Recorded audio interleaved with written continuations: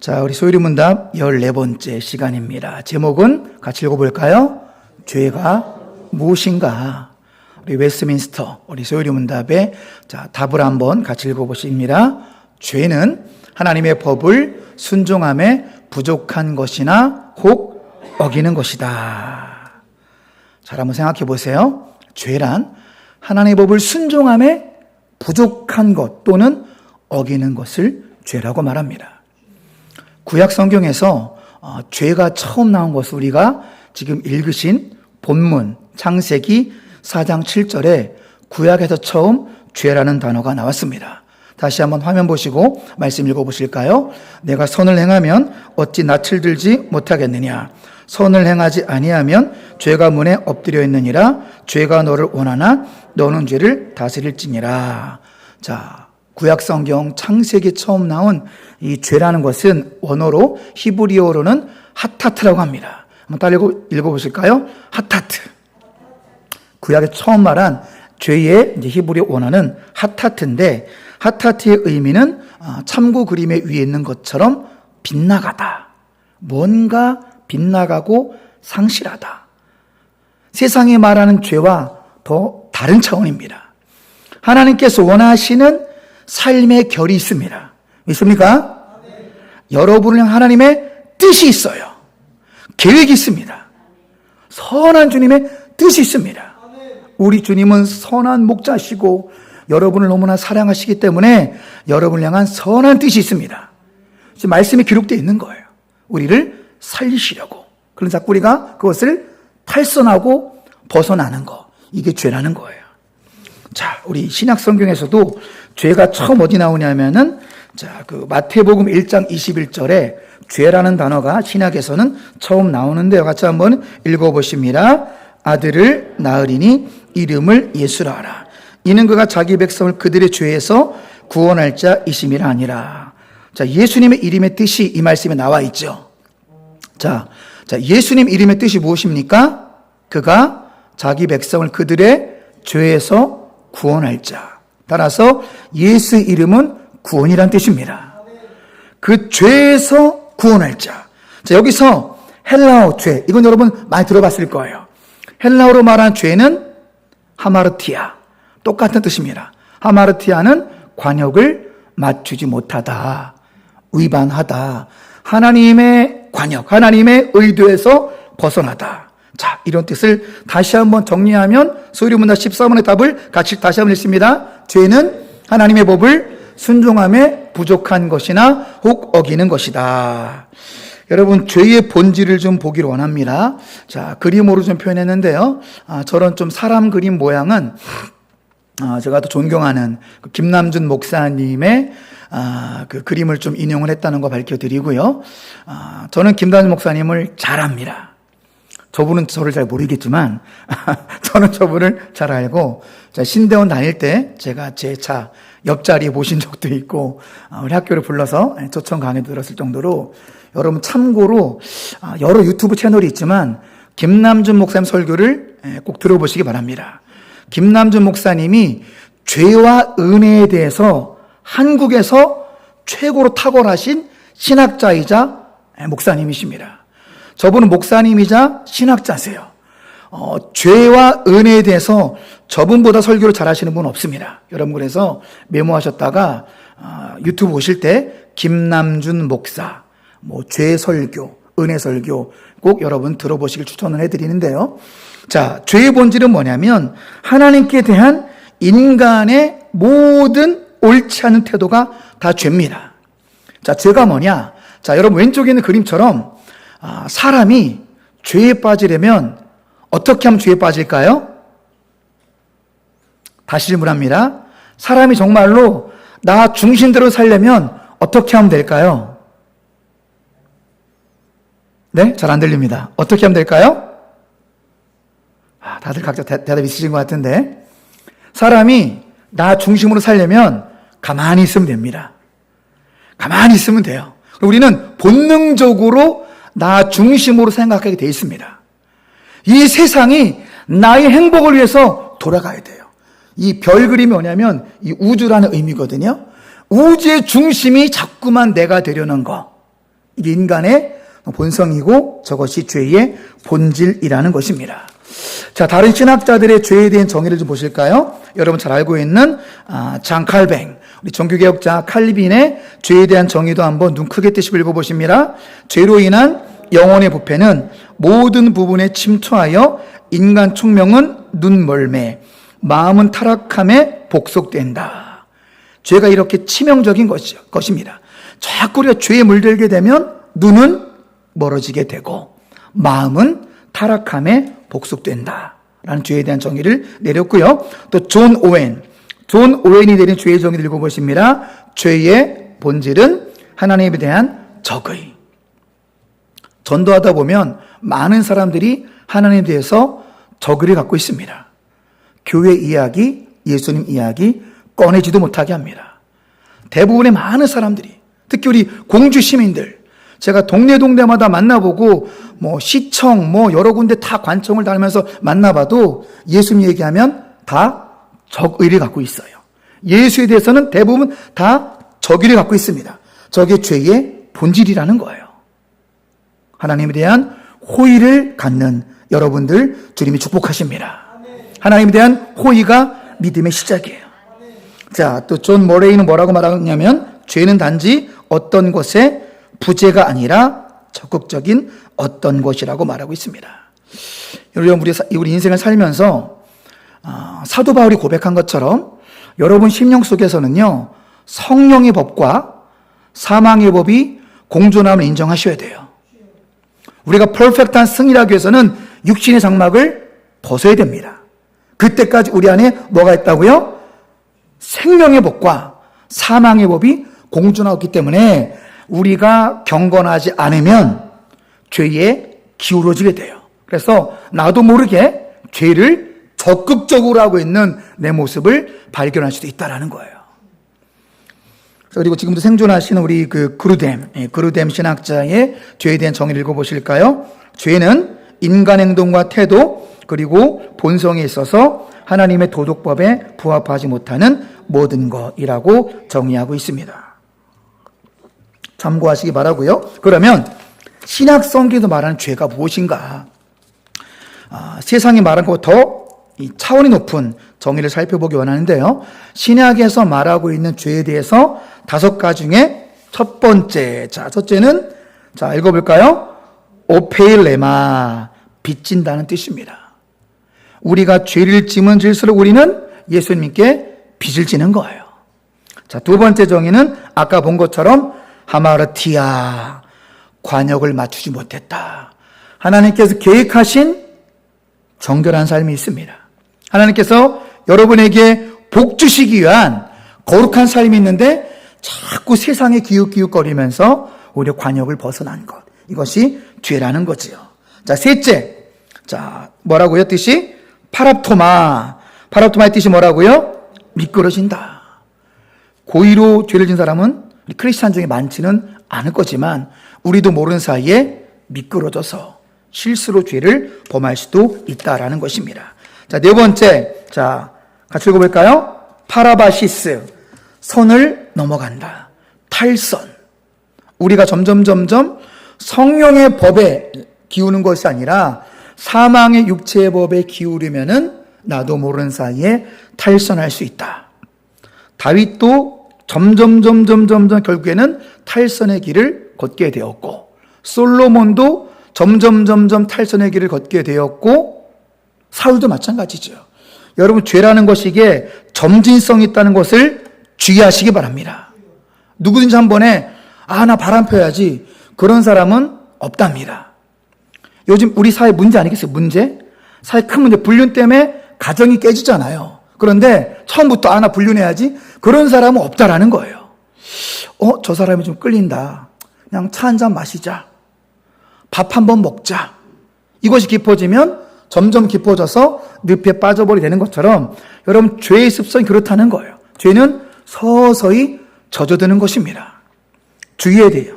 자, 5번째, 아노미아. 죄란 뜻은 불법이란 뜻인데, 여러분, 왜 우리가 죄를 멀리해야 되냐면, 마지막 같이 읽어봅니다. 결국 죄란 하나님과 우리 사이에 올바른 관계를 맺지 못하게 되는 걸 뜻한다. 누가 5장 8절 말씀 보면 나를 떠나소서 나는 죄인이로소이다. 이렇게 죄라는 것은 여러분과 나는 점점 멀게 만들어져서 우리를 침체에 빠지기 때문에 죄를 멀리하는 동암의 모든 가족들이 되시길 축복합니다. 그리고 이 죄가 얼마나 치명적이냐 말씀으로 확인합니다. 로마서 3장 23절 같이 읽어볼까요? 모든 사람이 죄를 범하였음에 하나님의 영광에 이르지 못하더니 주여. 이것은 아멘이기도 하지만 주여라는 말이 나옵니다. Nothing. 의인은 없나니? 어떻게 없다고요? 하나도 없다. 왜요? 모든 사람이 죄를 범하였음에 하나님의 영광에 아무도 이르지 못한다. 심각한 말씀이에요. 절망적인 말씀이죠. 그러나 로마서를 읽다 보면 소망의 말씀으로 이제 변화가 되죠. 로마서 8장 1절 십자가를 묵상하시며 같이 한번 읽어보십니다. 그러므로 이제 그리스도 예수 안에 있는 자에게는 결코 정죄함이 없나니. 그렇습니다. 그리스도 예수 안에 있는 자. 자, 이것을 바울은 뭐라고 표현했냐면 엔 크리스토라고 말했습니다. 엔 크리스토.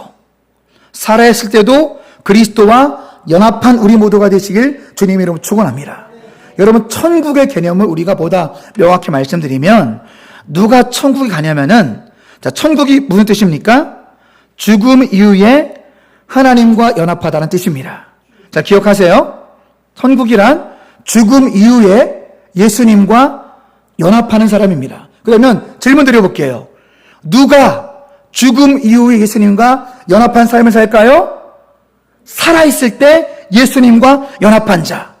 이것을 영어로 in Jesus Christ, 헬라어로 en Christo, 우리말로 예수님과의 연합을 말하는 거예요.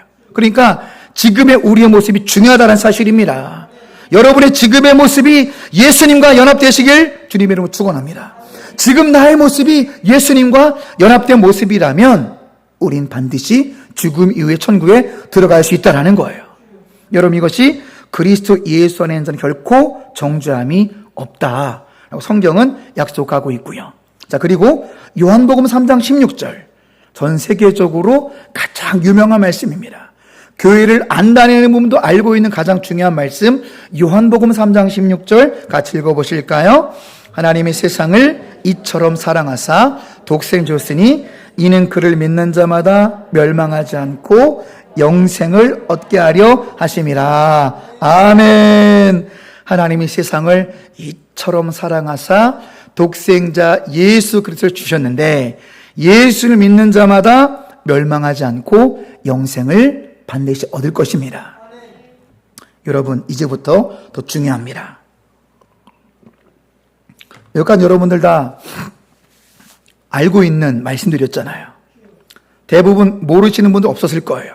이제부터가 더 중요합니다. 자, 다음 그림 보시면 우리의 문제가 뭐냐 이거죠. 우리의 문제. 자, 왼쪽부터 설명드릴게요.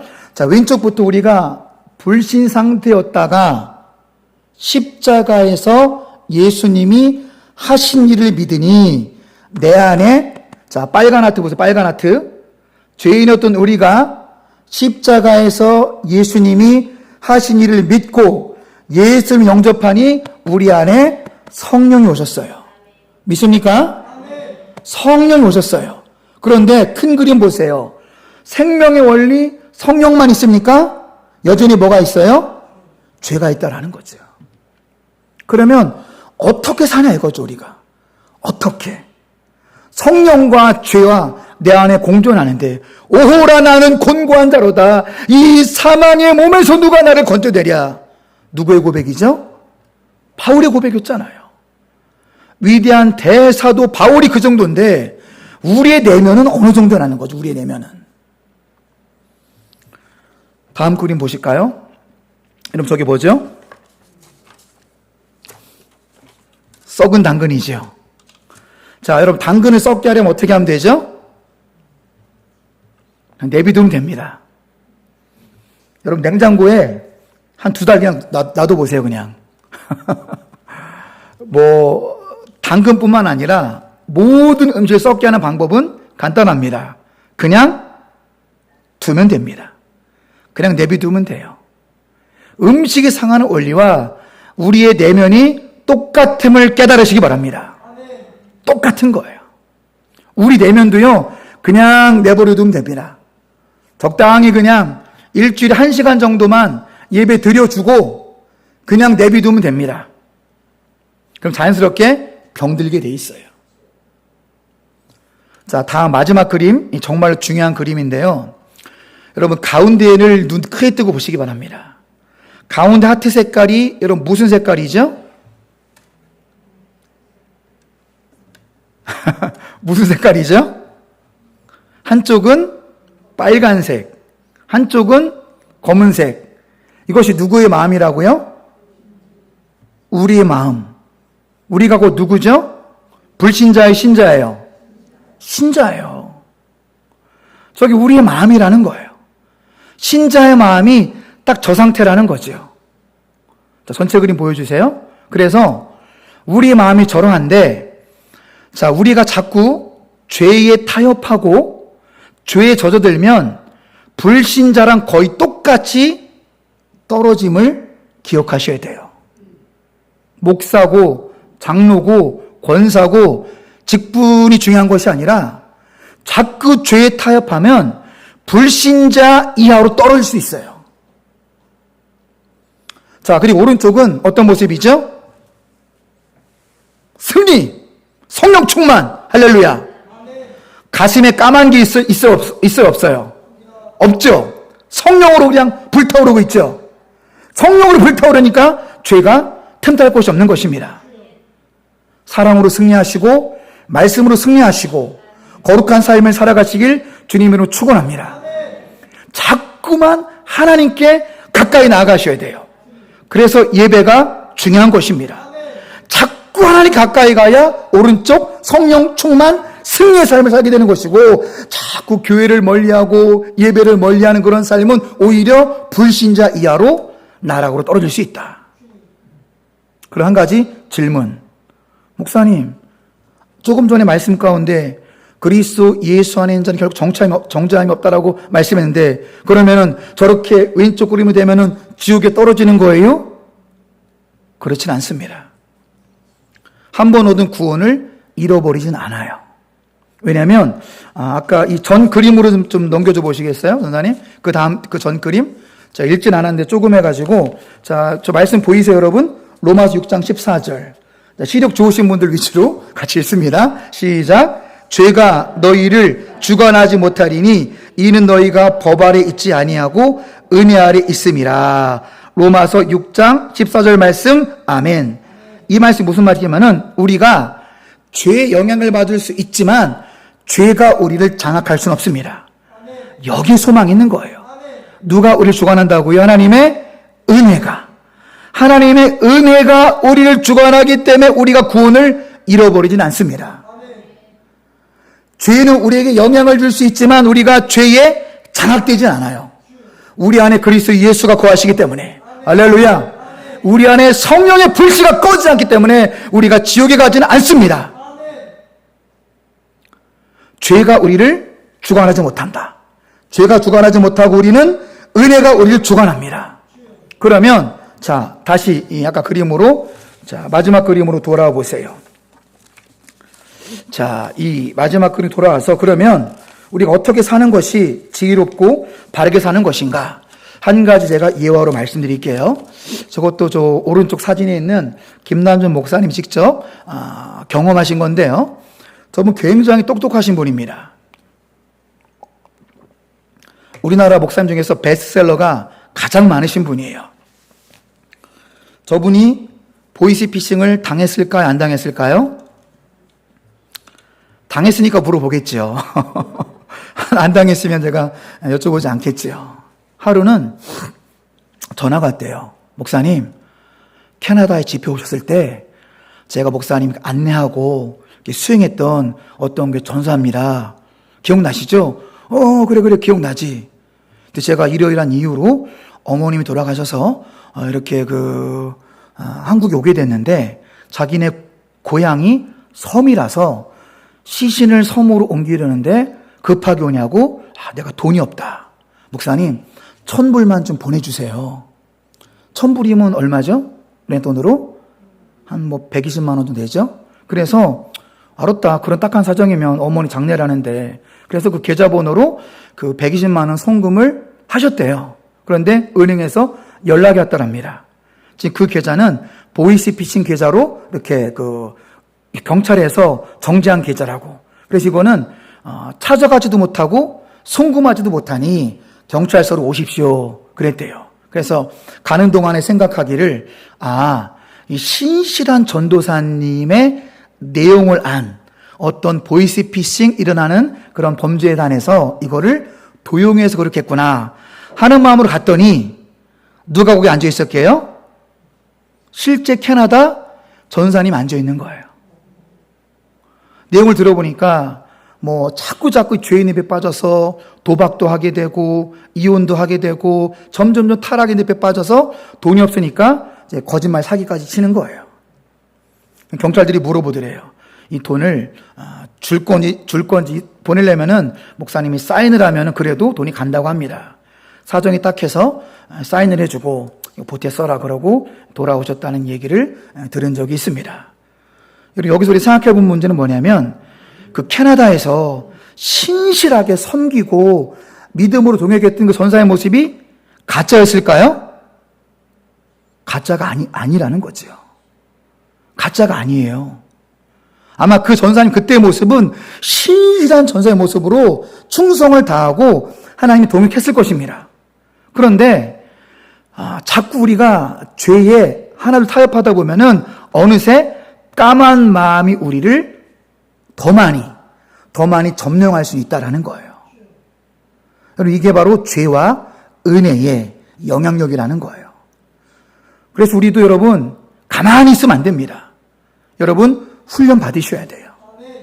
아침마다 큐티 훈련 하셔야 됩니다. 공예배 훈련 하셔야 돼요. 이제 곧 코로나가 점점 물러가고 있는데 7월부터는 인원 제한도 풀린다고 하고 소문인지 모르지만 서울에 갔더니 접종 2차까지 하신 분들이 14일이 지나면 마스크를 벗어도 된다는 소문이 서울에 있더라고요. 아마 우리 충남도 빠르겠죠. 점점 좋아지고 있어요. 예배 인원 점점 이제 50% 플러스 접종자들은 제한해서 제외됩니다. 이제 거의 예배가 정상적으로 되고 있는데 그럼 우리 교회도 곧 제자 훈련을 할 거예요. 여러분 훈련 받으셔야 됩니다.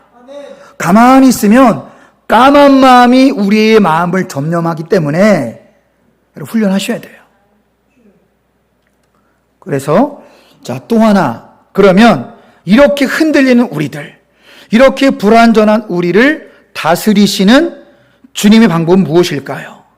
자, 그림 잘 보세요. 작은 글씨지만 하나님의 통치 방법이 뭐래요? 은혜예요, 은혜. 하나님은 무슨 무서운 아버지 마냥 죄를 질 때마다 막 때리면 저를 포함해서 여기 살아남을 사람 있을까요, 없을까요? 아무도 없어요. 생각으로 죄질 때마다, 입술로 죄질 때마다 계속 하나님이 강하게 매질하신다면 남을 사람 아무도 없습니다. 하나님 통치 방법은 뭐라고요? 은혜요, 은혜. 은혜. 여러분, 죄인이 어떻게 성장하고 성화가 될까요? 은혜입니다. 죄질 때마다 때려가지고 개 목살이 끌듯이 그렇게 질질 끌어서 정작 하나님 방법이 아니라는 거죠. 하나님의 은혜는 상한 갈대를 꺾지 아니하시고 꺼져가는 등불을 끄지 아니하십니다.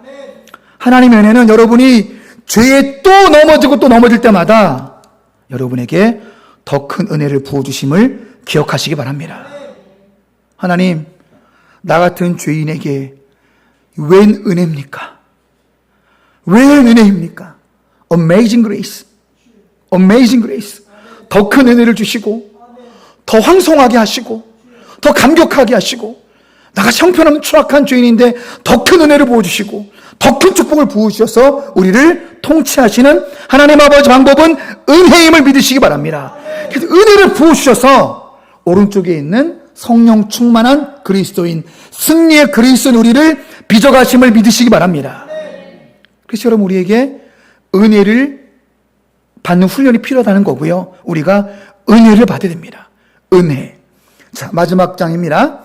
승리하는 성령 충만 신자의 삶을 살기 위해서 자, 어떻게 된다고요? 죄를 죽이는 삶을 살아야 되는데, 죄를 죽이는 삶을 살기 위해서 첫째로 말씀에 사로잡히시길 주님의 이름으로 축원합니다. 이것이 바로 은혜의 은혜. 하나님 우리에게 어떻게 은혜를 주시죠? 말씀으로 은혜를 주시는 거예요. 큐티를 통해서, 예배를 통해서, 제자 훈련을 통해서 우리에게 하나님께서 은혜를 주십니다. 여러분, 간절한 기도를 통해서, 기도의 응답을 통해서 여러분의 꿈결 같은 기도가 현실로 이루어지는 하나님을 체험하시길 주님의 이름으로 축원합니다. 여러분, 은혜 받으셔야 돼요. 와, 꿈결 같은 축복이 내게 현실이 됐구나. 꿈 같은 기도 응답이 내게 현실이 됐구나. 그런 은혜를 받으시길 축원합니다. 은혜 받으시면요, 눈빛이 달라져요. 제가 우리 동암교회 8년 전에 부임했을 때 여러 성도님들이 눈빛이 반짝반짝거리면서 그런 고백을 많이 들었어요. 이제 복음과 십자가의 은혜를 받으니까 목사님 일 좀 시켜주세요. 젊은 집사부터 중지자들까지 그러면 여러 분 계셨어요. 그런 눈빛이 그냥 반짝반짝해가지고 목사님 일 좀 시켜주세요. 목사님 내가 돕기 위해서 왔습니다.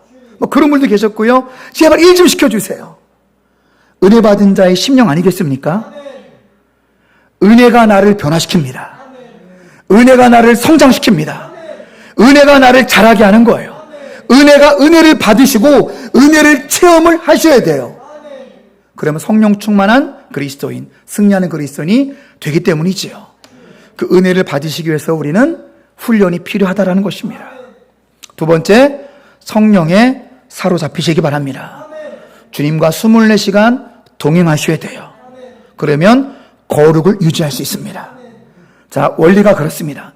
주님과 동행하면 거룩할 수밖에 없고, 거룩의 속성은 성령의 속성이기 때문에 거룩한 심령에 자석처럼 거룩한 성령이 임하십니다. 정결한 심령에 정결한 성령이 부어지는 거예요. 이거 성령 충만의 비결이라는 것입니다. 아무쪼록 여러분들 결론이 이것입니다. 여기 모이신 모든 성도님들 그리고 동행 모든 가족들, 죄와 정욕에는 사로잡히시면 안 됩니다. 명심하십시오. 죄와 정욕에 사로잡히면 불신자보다 더 아래로 추락되는 비참한 인생이 될 거예요. 반대로 말씀과 성령에 사로잡히셔야 됩니다. 우리 인생은요, 내가 무엇 사로잡히냐가 내 인생을 대변하는 거예요. 여러분은 지금 무엇에 사로잡혀 있으십니까? 절대로 죄와 정욕에는 사로잡히시면 안 됩니다. 불신자보다 더 비참한 삶을 살게 되기 때문이죠. 우리가 정말로 행복한 삶, 행복한 삶. 여러분, 끝으로 질문 하나 더 드려볼까요? 여러분, 행복하십니까? 양옆에 계시면 질문 한번 해보세요. 당신 행복하십니까?